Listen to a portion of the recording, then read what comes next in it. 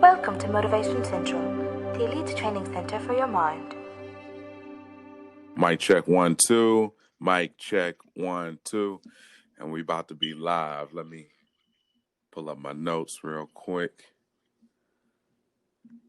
And we good. Let's see. I just got finished watching myself on Black Ink. Word. It was cool. Word. Whatever you got to do to stay calm in this crazy times. Tell me about it. All right, let's go. Welcome, everybody, to the podcast. I am Michael Maestro Turner. And I am here with a special guest. We're going to do it a little bit different. I told you all we're going to be hitting you with more and more content. There's a lot going on right now with this virus, and we just want to make sure we keep hitting you with content, keeping you calm, being a source of positivity, enlightenment, good vibes during these crazy times.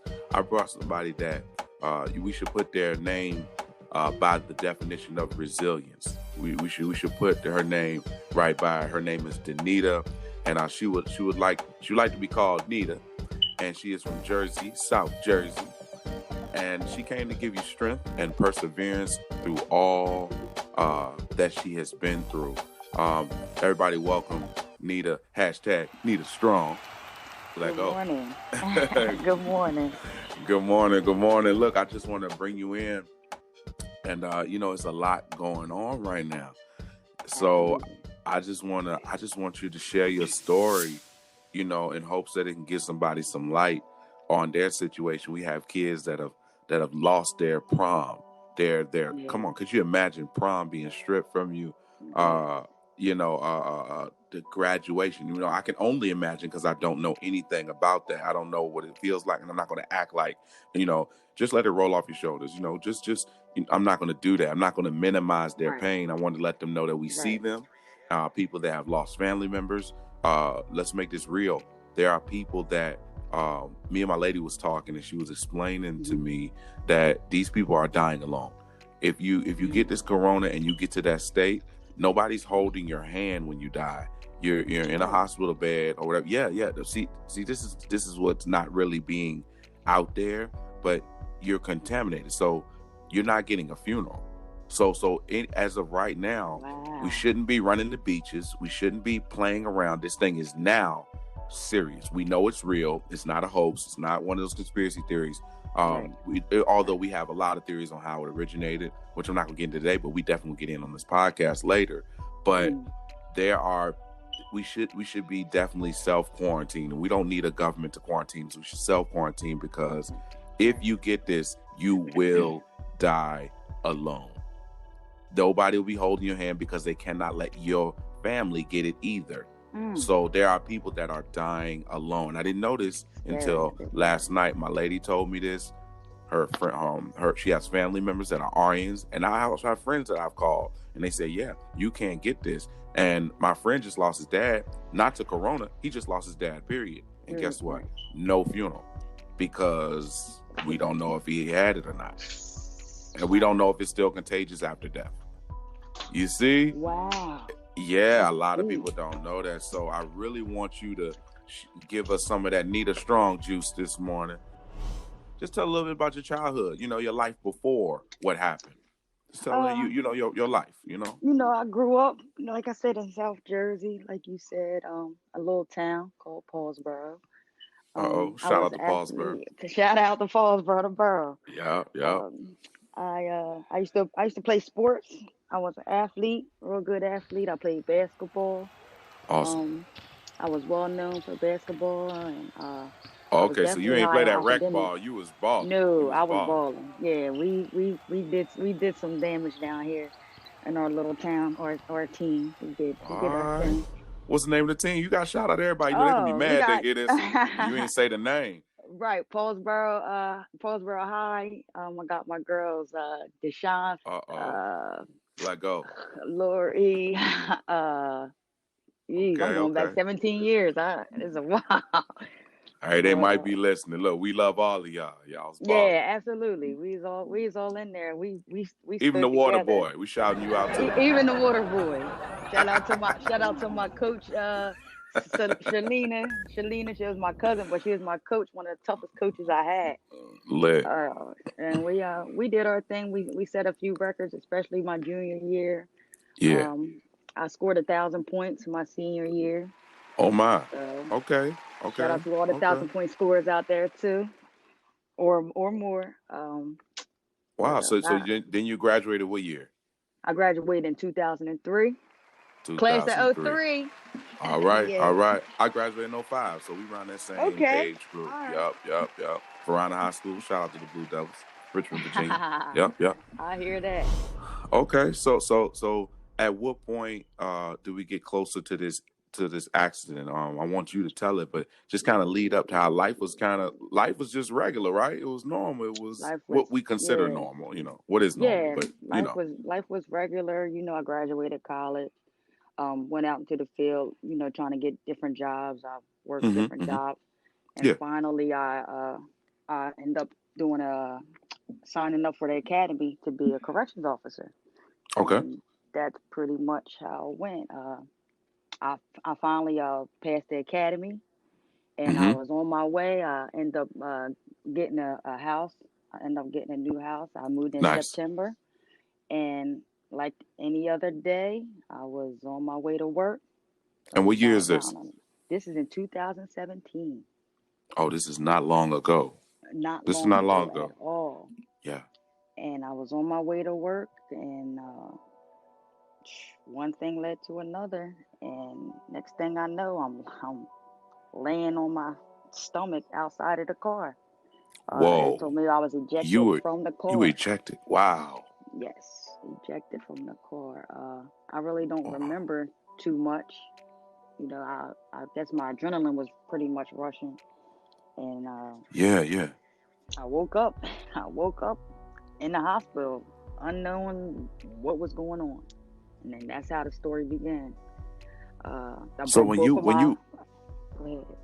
you were outside the car, did you wake up then, or did you wake up at the hospital? Or were you kind of foggy?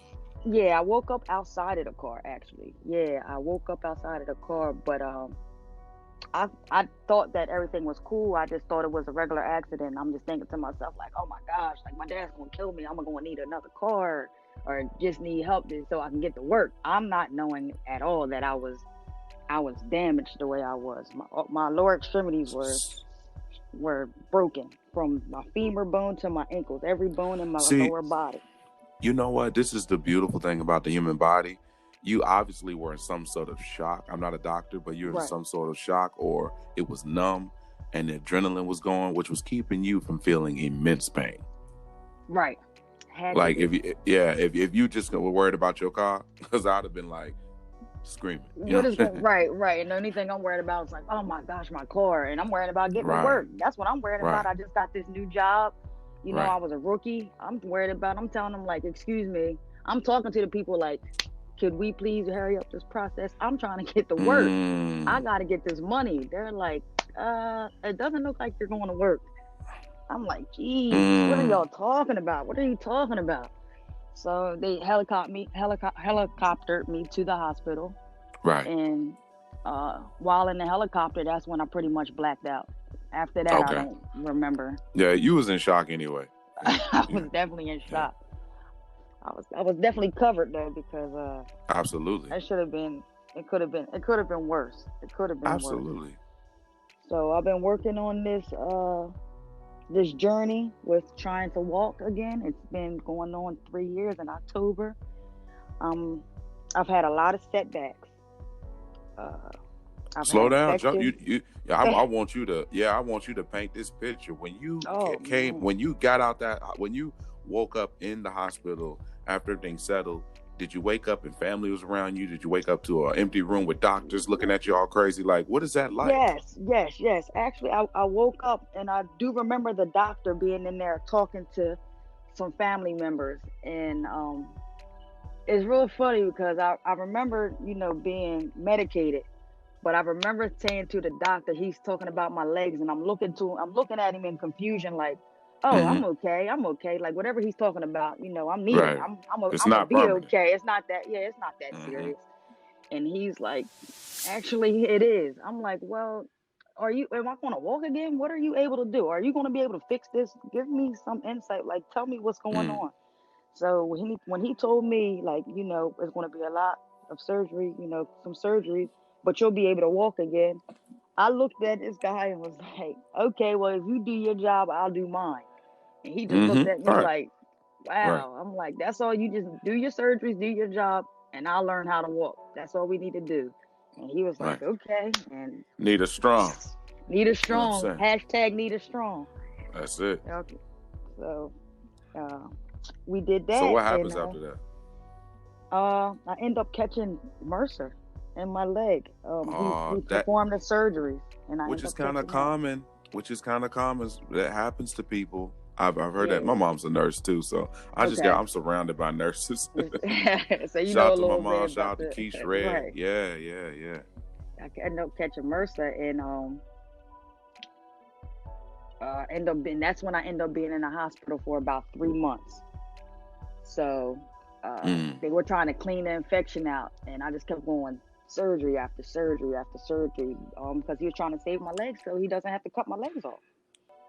And shout out to my doctor. He saved my legs. And that is big. We've had a guest on here, Jermaine Napier. He lost his leg due to a car accident. He was going 90 miles per hour, drinking and smoking. And he said it was definitely a learning experience. He did not have a seatbelt on. They say his body ping-ponged around the car. After hitting a tree. And I don't know how he's alive. But he definitely lost his leg. The doctor, when he woke up, it was just the doctor. I think he said the doctor or either his family member, somebody did like scissors with their fingers, like it's gone. And he said he still felt like his leg was still there. Because of the nerve endings and stuff. Phantom pains. So you are really blessed that that wasn't your story. God didn't choose that purpose for you. You definitely are a miracle.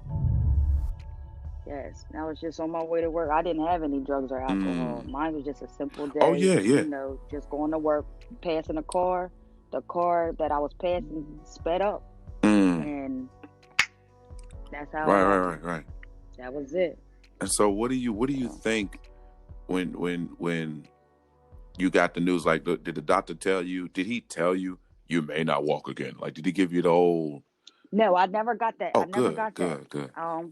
I when I woke up and became conscious, I got the news that I will be able to walk. So that's why I had told him, well, you do your job and I do mine. I don't think it mattered because you was gonna walk anyway. He didn't know what he's gonna do with my leg. I was gonna walk. I'm determined. I'm one of those. I'm determined. It's going to happen. Right. So telling this story is tough. It brings me back. I told you not to be nervous. We're gonna be all right. Like somebody needs this that's listening.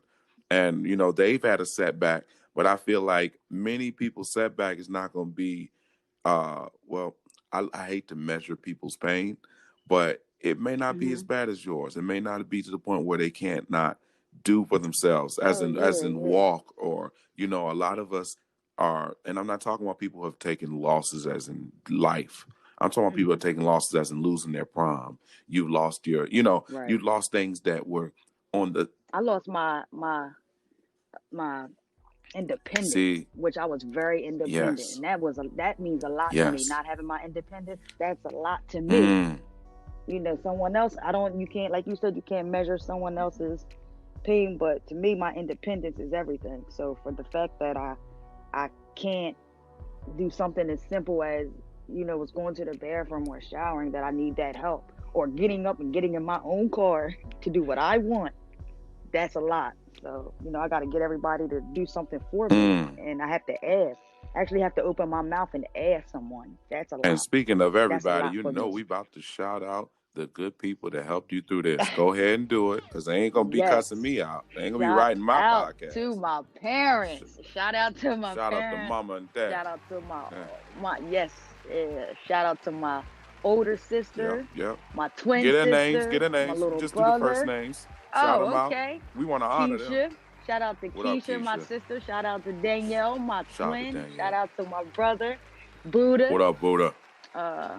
That's my media family right Love there. it. Then I got family that helped me throughout. Shout out to my pastor. Yes. Pastor Cynthia. Go on to shout out the church. Shout Pastor, out, like she said, my name. Yeah, shout out to Christian's Vision Center, Lit. VCC. Lit. Yeah, that's my church. Shout out to my cousin Eric. He's been a special person in my life. He has helped me through everything. I'm not sure if I missed anybody personally, but they're the people that I know for sure. Shout out to my aunt Vet. Shout out to them, and shout out to the people that go around rocking my Nita Strong bracelet. Hashtag Nita Strong. Nita Strong. Those bracelets were created when I was in the hospital, and when people would come to see me, they would come to visit. I would give them that bracelet. So I have about 9 different bracelets right now. And it just started out just, different colors and different meanings, different sayings. They were inspirational. And every time someone would come and visit, they post and say, like, that was the show that they actually drove to the state of Delaware, because I'm in Jersey, but they drove to the state of Delaware to come visit me. So when people started seeing people with that bracelet, everybody seemed as though they wanted to get a bracelet. So the purpose was, well, you go see her. And, coming to see me would lift up my spirits, even if it was for a second. Right. Because being in the hospital can get very lonely. Very lonely. You feel like nobody's there with you. But, you're never alone. Shout out to God. You're never already. Alone. Never. You know what? I'm looking at your Instagram. It seems like, just from face value, that you're very, very family-oriented. Family is everything. Very. I'm looking at mom. Shout out to mom. I love it. Yeah. So that's like your rock. Anita, yes, it really is. Y'all can follow me on Instagram. Absolutely. Danita _Applebomb. Applebaum. I love it. I love it. Danita _Applebaum. They don't know nothing about that song. They don't know nothing about that. They don't. But that is dope. So what's this? I'm going through this journey right now. So still going. Is this in 2013? I see you in Chicago and stuff. Like, all this is before this accident. My accident. So it's like, yes, I had a great life. I've traveled and everything. I went to Germany. Shout out to my cousins. She played basketball, professional ball over there. Her name is Charnay. Shout out to Charnay and Rita. We went over there, and Chicago she played, and then she played overseas. So I've always traveled to go, check her out, and she always showed love. They always showed love. So this is what I really want to bring out. Had worse came to worse, let's say you would not have walked again, I feel like you gave your legs everything you could possibly give them. For real. Like no, seriously, because people are not living their life to the fullest, and they're like, oh, this happened. Like, listen, the way I'm viewing this thing right now is we are not in control. We never were in control. God is in control. Right. Message. And he has no problem letting us know. So I feel like you left the bucket empty, that you were doing stuff. You were experiencing your self-expression. You living life. You were playing ball. You were traveling. Like, you know what I'm saying? It may not have been like the celebrities and Instagram influencers, but that's not real. Like, that's not real for everybody. Like, you lived your life. You see what I'm saying? Right. And I feel like that's what's most important, because had worse came to worse, you were living. You're not existing. Right. Wow. But however, I did have a situation where they thought they were actually going to have to cut my leg off. Oh, do tell. Which was recently. I ended up catching an infection in my leg, and one of the doctors couldn't. I didn't feel like he was the hospital that I was in. I didn't feel like he was eager enough to want to save my leg. He was just like, oh yeah, you have an infection. Oh, well, yeah, you're going to possibly be getting your leg amputated. No, I'm not. Send me to my doctor, the doctor that worked on all 32 surgeries. Willpower. And let him perform. And if he tells me that it can't be done, then I know it can't be done, because I know he cares about my legs, because he's been on my legs for 2 years in and out of surgery. So no. Oh, so this is like post-surgery. Like, this is a little far. How far is this after your accident? How long is this after your accident? So, I end up so my doctor ended up saving my legs. I had all my bones and everything. He put everything into place the best way possible. And this is 2017, then right? And this is now we in 2018. We had 2017, and then 2018. After everything was healed up or in this healing process, he realized a couple of things that weren't correct in my leg. So he made an adjustment of putting metal, taking all the bone out my leg and making it metal. So what it's called is a distal femur replacement. So he first did it on my left leg, and it was a success. So then he did it on my right leg, and that was a success as well. And then I end up catching an infection in that leg, and that's when I was in another hospital. And then they end up sending me to my doctor in Delaware, and he ended up saving my leg, the one that had the infection. He ended up working on it and cleaned it out and everything. But the down part, what I can't really say is down part, is I'm on antibiotics for I'm not sure, but at least the next 2 years.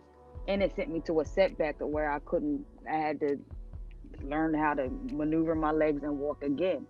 So it was always a setback to like square one, where I can't lift my legs or move my toes. Like, it's a lot of different things that I can't do as I used to do. But, the function that I have, I feel grateful, and I do feel blessed with it, because after 32 surgeries, 33, people are like, I don't know how you did it. Like, you still you smiling, you this, you that, but every day isn't a smile.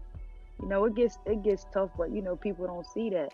But I just like showing people that this is real. Like, right. You're meeting somebody, you're talking to somebody that's been through something that life was I'm gonna say was good. Like you said, ain't celebrity, but it's celebrity to me.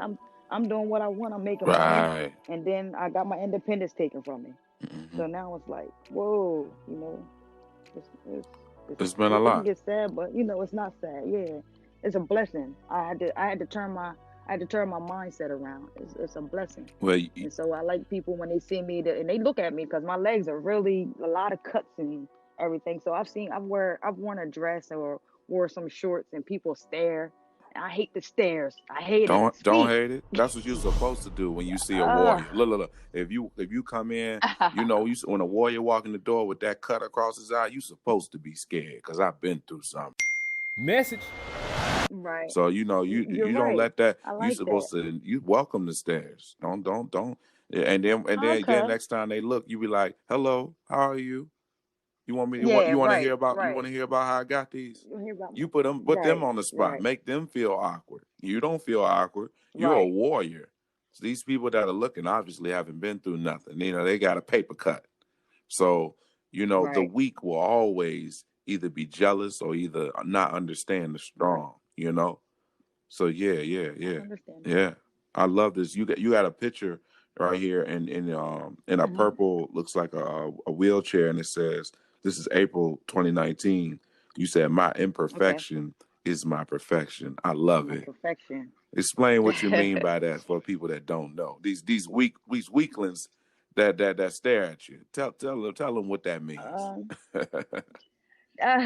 My imperfection is my perfection is pretty much what it says, because my legs, which people will look at and judge as being an imperfection of not walking. That's not considered perfect. Walking is considered perfect. So my legs, and with all the scars, you can't really see the scars on that picture, but it is a picture that I did post that you can actually see my legs. Yes, it's for public. And, you can see it on her Instagram. Yes. So, with that being said, my imperfection is my perfection. So I'm fine with these. Those war wounds. I'm fine That's with right. This. Don't hide them. I couldn't. Don't ever hide them. It took a while to get to that, though. I'm not going to lie. I'm not going to sit here and act like, oh yeah, I'm strong and this is it. Nah, it took a lot to get to the mindset that I have now. Because now I do want to get this story out and let people know you can overcome. This is really real. Like, you hear other people like, oh, you can overcome, da da da da. Once you live it, once you actually live that and know it, your whole mindset is totally different. It's different when you hear somebody talk about it, but when you live it, you know it's like, wow, this is real. Like I'm really going through this. Right. I'm persevering. Like I'm pushing, and I am. You know, regardless of everything that I've been going through, you know, I'm shining light. People love to talk to me and come visit. You know, just to bring their spirits up. I've had people call me and say like, oh no, well, you a light cause now. I ain't want to go to the gym today. Mm-hmm. Right. You a light on the hill. They like, you know, cause I don't want to go to the gym today, and I think about you. I think about, you know, well, Nita got to get up every day, and I know it's tough for her. So why can't I? The fact that I have the opportunity to go to get up and do this, but I'm being lazy, opposed to Nita. She got to get up and she needs this help and all this extra stuff, and she get up and she's doing this every day. So they know they say they know Nita Strong. I got your bracelet because I'm gonna get up and go to the gym, or I'm about to get up and go run, or I'm about to go to work. Like, you know, I'm giving them that extra oomph that they don't feel like they had, because they like, you know, if Nita can do it, I know I can do it because I can do it. Mm-hmm.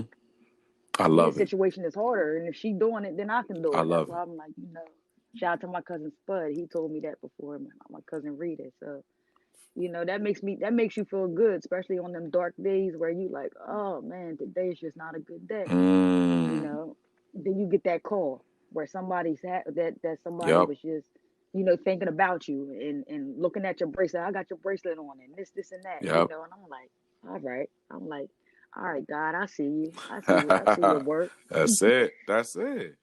Look. I want to say this as we conclude.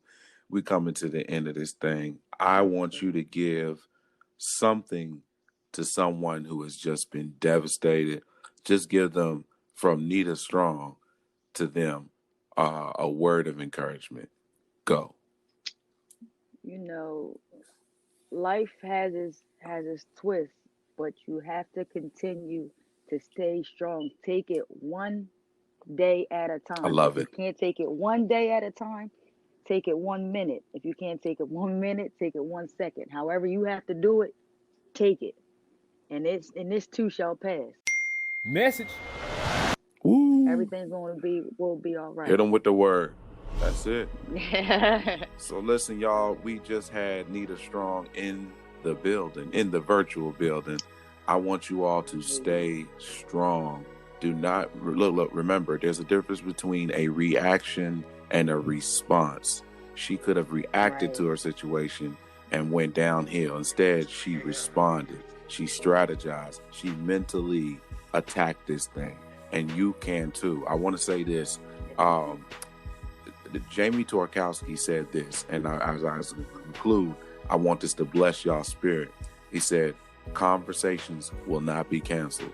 Relationships will not be canceled. Love will not be canceled. Songs will not be canceled. Reading will not be canceled. Self-care will not be canceled. Hope will not be canceled. May we lean into the good things that still remain. Oh, my. I like that. You feel your frequency go up, don't you? Yes, I like that. You know, I like that a lot. So listen, y'all, we just want y'all to stay strong. We are your source of encouragement, of light during these very, very dark, very, very strange times. You lock down, you quarantine. Tune in. Make sure y'all hit that follow button. Danita_Applebaum. Is that right? Danita _Applebaum. That's right. Applebaum. Check her out. Nita Strong. Get them bracelets. And you know what? I need you to give some more posts vocally, because you did for this to be your first time. I'm very proud. I see something, but I don't believe in getting in God's business. So I'm just gonna tell you, you need to definitely post vocally. You need to vocalize what you went through and post that on Instagram and move yourself towards help. Absolutely. Yeah. People need to see your personality on Instagram. There are people watching you. So give them all of you. You know what I'm saying? Right. Be full of yourself, because nobody else gonna be full of it. So you be full of yourself and you support yourself. You shine that light to everybody. run it down their necks. You feel? That's what I feel. All right. All I right, appreciate it. Hey, Thank you. Peace and love, and salutes to everybody that still got hope and still got the dream. We'll see y'all next time. Peace.